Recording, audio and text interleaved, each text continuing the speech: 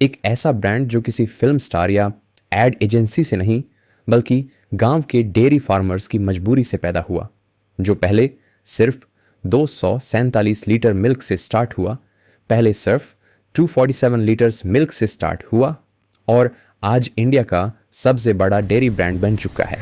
आज की स्टोरी है अमूल की, एक ऐसा ब्रांड जिसने सिर्फ बिजनेस नहीं बनाया बल्कि इंडिया में वाइट रेवोल्यूशन ला दी। और आज की स्टोरी है अमूल की, एक ऐसा ब्रांड जिसने सिर्फ बिजनेस नहीं बनाया बल्कि इंडिया में वाइट रेवोल्यूशन ला दी। इंट्रो, आज हम एक ब्रांड की नहीं, एक रेवोल्यूशन की स्टोरी सुनने वाले हैं।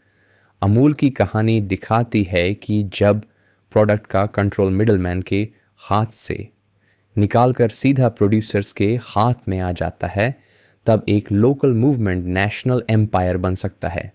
शुरुआत का हिस्ट्री अमूल की जड़ें 1946 में गुजरात के आनंद में पड़ी, जब डेयरी फार्मर्स को प्राइवेट ट्रेडर्स और पोल्सन जैसे सिस्टम्स के थ्रू बहुत कम दाम मिलते थे। फार्मर्स को लगा कि अगर वो अपना मिल्क खुद ऑर्गेनाइज नहीं करेंगे तो उनका फ्यूचर हमेशा एक्सप्लॉइट होता रहेगा। इस मूवमेंट को सरदार वल्लभ भाई पटेल का मॉरल सपोर्ट मिला और त्रिभुवन दास पटेल इस को-लैबोरेटिव मूवमेंट के फाउंडर चेयरमैन बने। बाद में डॉक्टर वर्गीस कुरियन ने 1950 से इस मॉडल को प्रोफेशनली बिल्ड किया और इसी वजह से अमूल एक डिसिप्लिन्ड, स्केलेबल ब्रांड बन पाया। आइडिया कहाँ से आया अमूल का? आइडिया किसी प्रॉफिट फर्स्ट माइंडसेट से नहीं बल्कि प्रॉब्लम सॉल्विंग से आया।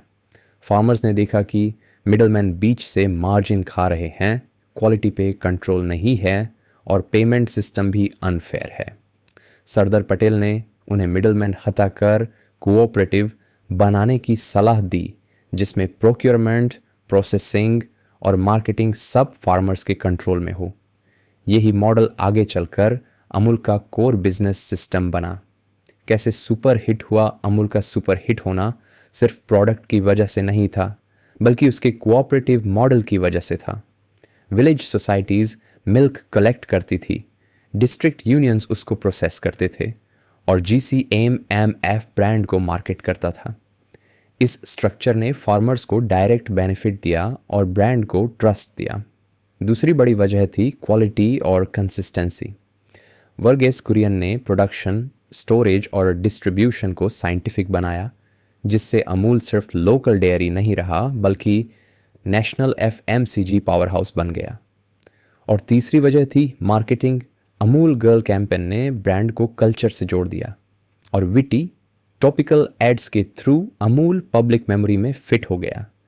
एनुअल कमाई का टाइमलाइन अमूल प्राइवेट कंपनी नहीं है, ये कोऑपरेटिव ब्रांड है, इसलिए ओनर का प्रॉफिट और ब्रांड टर्नओवर सेम चीज़ नहीं होती। फिर भी रेवेन्यू स्केल देखना हो तो लेटेस्ट अवेलेबल रिपोर्ट्स के मुताबिक अमूल ब्रांड का टर्नओवर FY24 में अराउंड 80,000 करोड़ रुपए था और FY25 में अराउंड 90,000 करोड़ रुपए तक पहुंच गया।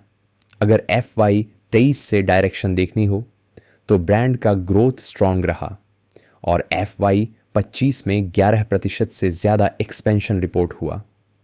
वीडियो में बोलने लायक लाइन, अमूल की स्टोरी का असली हीरो कोई बिजनेसमैन नहीं था बल्कि वो फार्मर था जो मिडलमैन से थक चुका था। 247 लीटर से शुरू हुई ये कहानी आज 90,000 करोड़ रुपए के ब्रांड तक पहुंच गई है।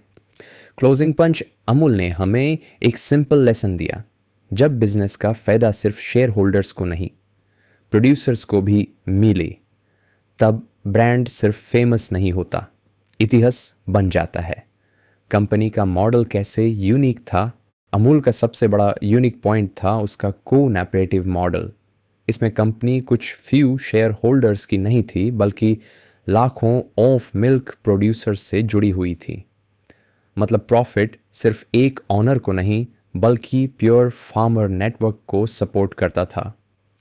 ये मॉडल इंडिया में तब रेवोल्यूशनरी था क्योंकि इसने दिखाया कि बिजनेस सिर्फ प्राइवेट प्रॉफिट के लिए नहीं, रूरल एम्पावरमेंट के लिए भी हो सकता है। वर्गीस कुरियन का रोल, वर्गीस कुरियन को मिल्कमैन ऑफ इंडिया कहा जाता है और ये टाइटल बिल्कुल सही था।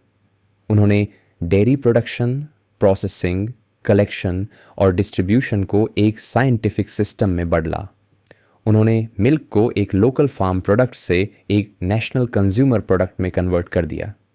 उनका बिगेस्ट कंट्रीब्यूशन ये था कि उन्होंने फार्मर्स को सिर्फ प्रोड्यूसर्स नहीं बल्कि सिस्टम का कोर पार्ट बना दिया।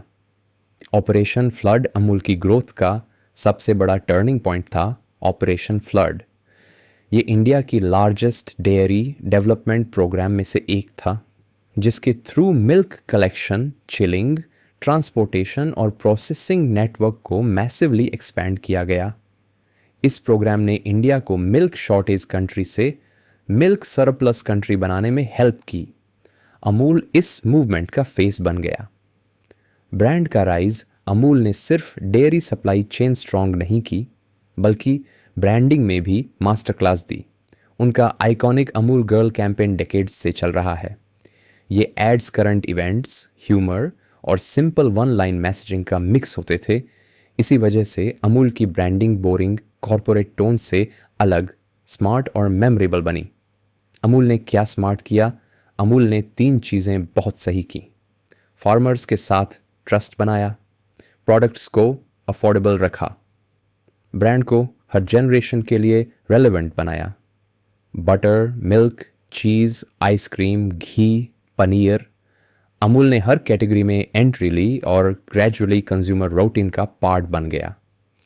इसकी कंसिस्टेंसी ने ब्रांड को सेफ चॉइस बना दिया। इंडिया